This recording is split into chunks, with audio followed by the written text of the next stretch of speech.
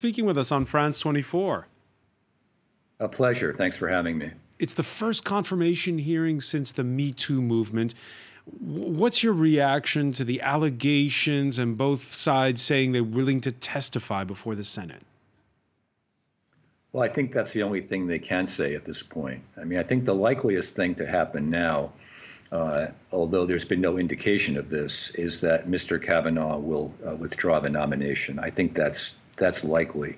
If that doesn't happen, then I think what should happen is for Senator Grassley, who is the leader, and Senator Feinstein, who's the ranking member on the Democratic side, should get together and appoint a neutral fact finder who will look into this, because the concern is that if this happens in committee hearings, it will turn into a circus with both sides posturing, and the woman who's making these allegations will be, I think, vilified and accused of lying. And I think Kavanaugh himself might be treated not very nicely by the other side. But I'm more concerned about her and the allegations. You don't want to be in an environment where people are afraid to come forward if they have credible allegations of abuse. So I don't know what's going to happen, but my recommendation, not that they'll listen to me, is that they appoint some kind of a neutral fact finder to try to get to the bottom of this quickly. And this is not a criminal investigation, right? This is not something where Kavanaugh would, pay a fine or go to jail. It's simply the question of whether the allegations are credible enough that perhaps this man should not have a seat on the Supreme Court, a lifetime appointment. If they're not credible, then his nomination should move forward.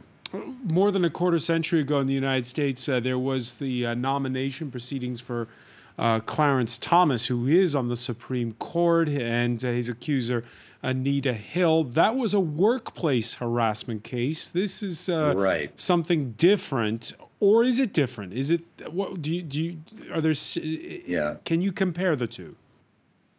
It's different in the details, of course. I mean, we would take an accusation of an attack, an assault, I guess even more seriously, although obviously both are serious.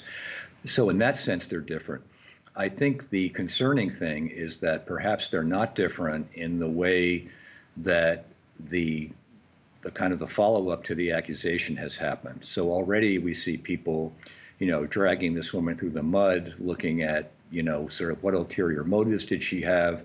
And I'm just concerned that, as was the case with the Anita Hill situation, that what you'll get is people taking on kind of a prosecutorial role against her, and trying to undermine her credibility and sort of reduce her to to kind of a stock figure. And that's what happened in the Anita Hill case. And the distressing thing is that, in spite of the Me Too movement, I really feel that something quite similar could happen here if this were brought forth in front of the full committee.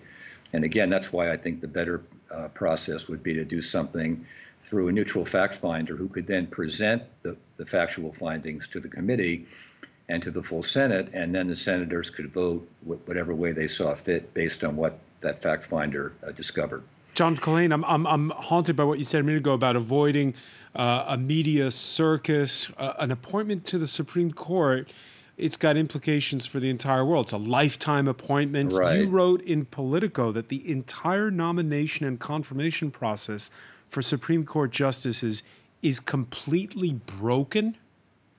Yes, I think that's true. And I think we can argue or debate about when it became broken, but I think the absolute last straw was a couple of years ago when President Obama nominated Merrick Garland, and he didn't get a hearing, and kind of the ripple effects of that are now being felt, not so much with the previous nomination of now Justice Gorsuch, because that didn't change the balance on the court, but with the retirement of the swing justice on the court, Justice Anthony Kennedy.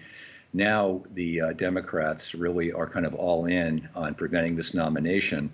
And it can be difficult to discern what is theater and what is substance.